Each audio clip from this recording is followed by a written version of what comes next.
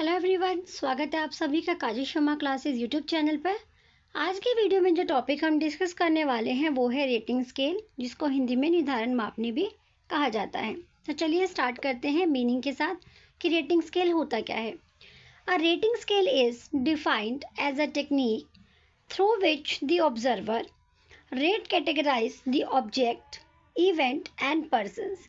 यानी कि rating scale एक ऐसी टेक्निक है जिसके माध्यम से थ्रू विच द ऑब्जर्वर, यानी जिसके माध्यम से जो ऑब्जर्वर होते हैं, सपोज आपके जो टीचर होते हैं, वो किसी भी ऑब्जेक्ट को, इवेंट को या किसी भी पर्सन को कैटेगरी में डिवाइड करते हैं या उनको कैटेगरी प्रोवाइड करते हैं, रेट करते हैं। And represented by series of continuous numerals. यानी कि क्या होता है, यहाँ पर जो भी ऑब्जर्वर होते हैं, सपोज टीचर, मैंने एग्जांपल दिया आपको, तो वो क्या करते हैं, किसी भी घटना को, ऑब्जेक्ट को या पर्सन को कैटेगरी में डिस्ट्रीब्यूट करते हैं और उनको नंबर्स या फिर रेटिंग प्रोवाइड करते हैं। The purpose of a rating scale is to know what kind of impression the object और person have made upon the rater. यानी जो रेटिंग करने वाले रेटर्स होते हैं, उनके ऊपर किसी भी पर्सन ने, किसी भी ऑब्जेक्ट ने क्या एक तरह से इम्प्रेशन डाला है, वो रेटिंग स्केल द्वारा ही डिसाइड किया जाता है। डिस्कस करेंगे definition of rating scale. According to Best, जो फर्स्ट डेफिनेशन हम डिस्कस करने वाले हैं वो बेस्ट के थ्रू दी गई थी। A rating scale presents a quantitative description of limited aspect of an object और the qualities of a person. यानी जो बेस्ट है उनका मानना था कि निर्धारण मापनी यानी रेटिंग स्केल किसी वस्तु के सीमित पक्षों अथवा व्यक्ति के गुणों का गुणात्मक विवरण प्रस्तुत करती है। यानी कि जो रेटिंग स्केल होता है वो किसी भी ऑब्जेक्ट का या किसी पर्सन की क्वालिटीज का एक रेट प्रेजेंट करती है। नेक्स्ट जो डेफिनेशन है वो कर्लिंगर के थ्रू दी गई थी। Rating scale is a measuring instrument. जो कर्लिंगर है उन्होंने रेटिंग स्केल को एक इंस्ट्रूमेंट बताया, measuring instrument, in which the assessor or inspector places the evaluated items in categories or give them numerical form on a continuum। यानी कि जो rating करने वाले इंस्पेक्टर या असेसर होते हैं या फिर जिनको हम रेटर भी बोल देते हैं, वो क्या करते हैं, किसी भी वस्तु या किसी भी व्यक्ति को एक कॉन्टिनम में एक संख्या प्रदान करते हैं या फिर आप उसको बोल सकते हो वैल्यू प्रोवाइड करते हैं अकॉर्डिंग टू उनके स्टैंडर्ड के अनुसार। तो ये थी डेफिनेशन रेटिंग स्केल की। नेक्स्ट है characteristics of rating scale. Rating scale के क्या क्या कैरेक्टरिस्टिक्स होंगे। फर्स्ट कैरेक्टरिस्टिक है each trait should be clearly defined. यानी जो भी आप एक तरह से हम क्या करते हैं रेटिंग स्केल में, किसी व्यक्ति के गुणों को रेटिंग देते हैं कि उनके अंदर कौन कौन से गुण हैं, उसको हम क्या करते हैं, रेटिंग प्रोवाइड करते हैं। तो यहाँ पर बोला है जो इसकी कैरेक्टरिस्टिक है कि each trait should be clearly defined. जो भी शील गुण होते हैं, ट्रेट होती हैं, सभी को आपको डिफाइन करना पड़ता है। Each trait should be clearly defined. This is necessary so that the beneficial qualities are equally and clearly known to every decision maker and the principle can be fulfilled by explaining the qualities of character। यानी कि सबसे पहले आप क्या कीजिए, जब आप rating scale provide करते हो तो हर ट्रेट को एक्सप्लेन कीजिए क्लियरली कि किस ट्रेट को किसके अकॉर्डिंग डिफाइन करना है, तभी आप अच्छी रेटिंग स्केल के ऊपर काम कर सकते हो। नेक्स्ट है the degree of the trait should be defined. यानी कि जो डिग्री होती है ट्रेट की, यानी किसी चीज़ को हम कितनी एज देते हैं, किसी चीज़ की कितनी वैल्यू है, किसी ऑब्जेक्ट की, किसी पर्सन की या किसी इवेंट की, उसको भी डिफाइन करना क्लियरली इम्पॉर्टेंट हो जाता है। The grade evaluation of the virtue is done the help of 5 और 7 इंटरवल्स। कहने का मतलब ये है कि जब हम रेटिंग स्केल प्रोवाइड करते हैं तो हम पहले से ही कुछ क्राइटेरिया डिसाइड कर लेते हैं, जैसे कि 5 या 7 हमने इंटरवल डिसाइड कर लिए। जैसे मैंने 5 स्केल डिसाइड करे, जैसे फर्स्ट पे बिलो एवरेज, सेकंड पे एवरेज, थर्ड पे गुड, फोर्थ पे वेरी गुड, फिफ्थ पे एक्सीलेंट। तो यहाँ क्या करते हैं, हम एक डिग्री डिसाइड कर लेते हैं कि बच्चे को हमें किस डिग्री के अकॉर्डिंग कितनी रेटिंग देनी है। तो हर एक डिग्री की अपनी एक वेल डिफाइंड शेप होगी। तो ये था इसका सेकंड कैरेक्टरिस्टिक। नेक्स्ट कैरेक्टरिस्टिक है reliability depends upon the extent of variation of judge's rating। यहाँ पर आप वेरिएशन कर लीजिएगा, ये स्पेलिंग मिस्टेक है। तो यहाँ पर कहने का मतलब क्या है, जो जज होते हैं यानी जो रेटिंग स्केल देने वाले जज होते हैं, टीचर मान लीजिए होते हैं, तो एक तरह से क्या हो, वो रिलायबल हो अपने डिसीजन पर। तो ये भी इम्पॉर्टेंट है रेटिंग स्केल के लिए।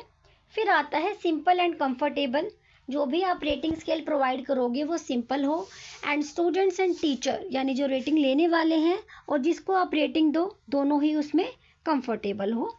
This method is psychological and it is more simple and convenient than all other methods. ये सभी मैथड से ज़्यादा कन्वीनियंट है, क्योंकि यहाँ पर आपको क्या करना होता है, यहाँ पर आपको किसी को कोई नंबर्स नहीं देने होते, डायरेक्ट आपको कुछ स्केल्स मिल जाते हैं मेज़र करके, 5 to 7 स्केल्स होते हैं, उसके अकॉर्डिंग आपको क्या करना है, एक तरह से रेटिंग देनी है। तो ये सिंपल एंड कंफर्टेबल होता है टीचर्स के लिए भी एंड स्टूडेंट्स के लिए भी। फिर आता है लिमिटेड फ्रेम ऑफ रेफरेंसेस, यानी कि निश्चित और सीमित संदर्भ परिधि। अब यहाँ क्या होता है, अ speciality of this method is that under this assessor has only a fixed and limited frame। यानी कि इस मेथड की ये स्पेशलिटी है, जैसे मैंने अभी आपको पिछले एग्जांपल में बताया था सेकंड वाले में, कि आपको कुछ स्केल मिलते हैं 5 या 7 या 11, कुछ ऐसे आपको स्केल मिलते हैं। तो जो एग्जामिनर होगा या फिर टीचर होगा आपका, उनके पास लिमिटेड फ्रेम ऑफ रेफरेंसेस होते हैं, जिसके बेस पर वो आपको रेटिंग स्केल प्रोवाइड करते हैं। नेक्स्ट है types of rating scale. Rating scale कितने टाइप्स का होता है, यहाँ पर हम कुछ टाइप्स डिस्कस करेंगे। फर्स्ट टाइप है न्यूमेरिकल रेटिंग स्केल, यानी जहाँ पर आप स्टूडेंट्स को नंबर्स में रेटिंग देते हो उसे कहा जाता है न्यूमेरिकल रेटिंग स्केल। हिंदी में इसको आंकिक निर्धारण मापनी भी कहते हैं। Numerical rating scale is a format of stimulus evaluation method, यानी कि न्यूमेरिकल रेटिंग स्केल किसका फॉर्मेट है, स्टिमुलस इवैल्यूएशन मेथड का। And stimulus evaluation method is the contribution of Galton, on which later scholars like Maser and Lanier did more work। यानी कि यहाँ पर बताया है कि जो न्यूमेरिकल रेटिंग स्केल है वो किसका एक तरह से पार्ट है, वो स्टिमुलस इवैल्यूएशन मेथड का पार्ट है, जिस पर सबसे ज़्यादा काम जो था वो गाल्टन ने किया, और उसके बाद कुछ बुद्धिजीवी, कुछ स्कॉलर्स हुए, जिसमें मेजर एंड लोनर का नाम आता है, इन्होंने इस फील्ड में वर्क किया था। And numerical scale, this is a point scale in front of each question and there numbers usually ranges from 3 to 11। Usually only 5 और 7 पॉइंट स्केल इज यूज्ड। मतलब कि जो न्यूमेरिकल स्केल है उसमें मिनिमम 3 एंड मैक्सिमम 11 स्केल हम use करते हैं, लेकिन सबसे ज़्यादा फेमस क्या है, 5 and 7 स्केल इम्पॉर्टेंट है। आप यहाँ से एग्जांपल ले सकते हो, यहाँ पर मैंने 5 स्केल्स के अकॉर्डिंग एग्जांपल लिया है, तो इस अकॉर्डिंग आप स्टूडेंट्स को रेटिंग प्रोवाइड करते हो। फिर आता है सेकेंड स्केल, जो कि है ग्राफ स्केल।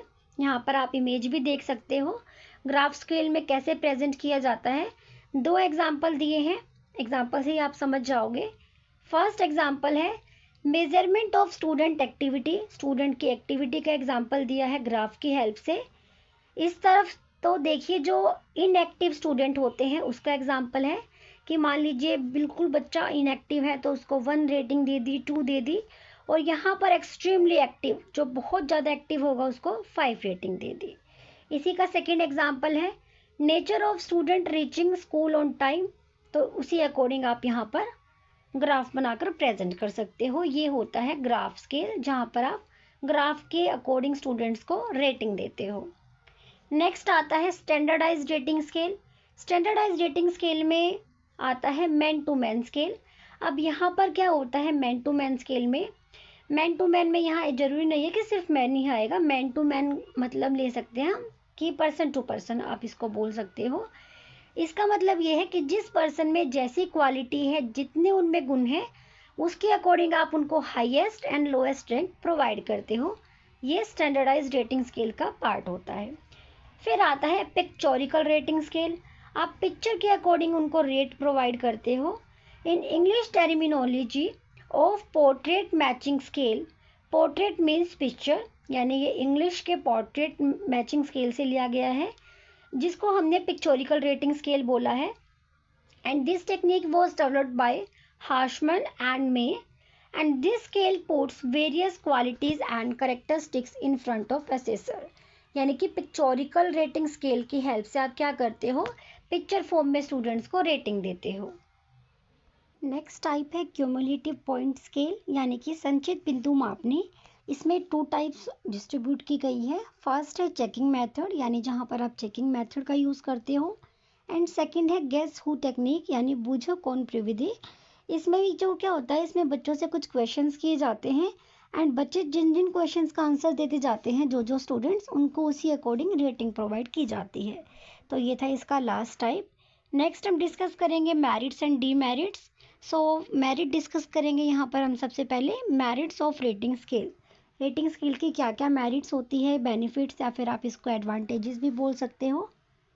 फर्स्ट है हेल्पफुल फॉर टीचर्स, टीचर्स के लिए हेल्पफुल होता है। रेटिंग स्केल में टीचर्स को थोड़ी सी कम मेहनत करनी पड़ती है, बिकॉज यहाँ पर क्या होता है, टीचर्स को अलग से एक तरह से क्वेश्चन पेपर नहीं प्रिपेयर करना, डायरेक्ट क्या करते हैं, बच्चों की एक तरह से उनकी पर्सनैलिटी या फिर उनकी क्वालिटीज़ को देखकर उनको रेटिंग प्रोवाइड करनी होती है। फिर आता है easily used for qualitative approach. Qualitative approach के लिए एक अच्छा स्केल है, क्योंकि बच्चों की क्वालिटी को मेज़र करने के लिए आप उनको मार्क्स तो नहीं दे सकते, उनको रेटिंग प्रोवाइड करना अच्छा रहता है। फिर है यूज्ड फॉर लार्ज ग्रुप्स। एक मान लीजिए क्लास में बहुत सारे बच्चे हैं, आप सभी का कैसे टेस्ट लोगे, कैसे उनको नंबर्स दोगे, तो एक लार्ज ग्रुप के लिए भी रेटिंग स्केल अच्छा सोर्स है, अच्छा मेथड आप बोल सकते हो, और अच्छा इवैल्यूएशन टूल है। फिर है use to evaluate performance and skills. Students की परफॉर्मेंस एंड स्किल्स इवैल्यूएट करने के लिए भी रेटिंग स्केल का यूज़ होता है। एंड लास्ट है हेल्पफुल फॉर रिसर्च, रिसर्च में भी हेल्पफुल होता है रेटिंग स्केल। नेक्स्ट है लिमिटेशंस ऑफ रेटिंग स्केल, या फिर आप इसको डिसएडवांटेजेस भी कह सकते हो, बट लिमिटेशन ज़्यादा अप्रोप्रिएट है। तो क्या क्या सीमाएं होती हैं रेटिंग स्केल की। फर्स्ट है लैक ऑफ यूनिफॉर्मिटी, यूनिफॉर्मिटी का लैक होता है, यानी कि एक यूनिफॉर्म पैटर्न नहीं होता, अकॉर्डिंग टू सिचुएशन आप स्टूडेंट्स को रेटिंग प्रोवाइड करते हो। फिर आता है lack of reaction to immediate situation. कई बार ऐसी सिचुएशन हो जाती है, क्योंकि रेटिंग देने के लिए भी आपको पहले से ही ट्रेड्स डिसाइड करने पड़ते हैं, स्केल्स डिसाइड करने पड़ते हैं। तो इमीडिएट सिचुएशन, यानी जो रैंडम सिचुएशन आती है, उसमें आप डायरेक्ट रिएक्ट नहीं कर पाते हो with the help of rating scale. Next आता है measuring specific qualities and values is difficult. कुछ क्वालिटीज़ ऐसी होती हैं, कुछ वैल्यूज़ ऐसी होती हैं जिसको आप रेटिंग प्रोवाइड नहीं कर सकते, टफ होता है। नेक्स्ट आता है एक्सेसिव टाइम टेकन। अब जब आप रेटिंग प्रोवाइड करोगे तो ऑब्वियसली आप स्टूडेंट्स की सारी क्वालिटीज़ को, सारे वर्च्यूज़ को, उनको उनके गुणों को नोटिस करोगे, जिसमें टाइम ज़्यादा लगता है। तो थैंक्स फॉर वॉचिंग। वीडियो अच्छी लगी हो तो लाइक शेयर एंड सब्सक्राइब।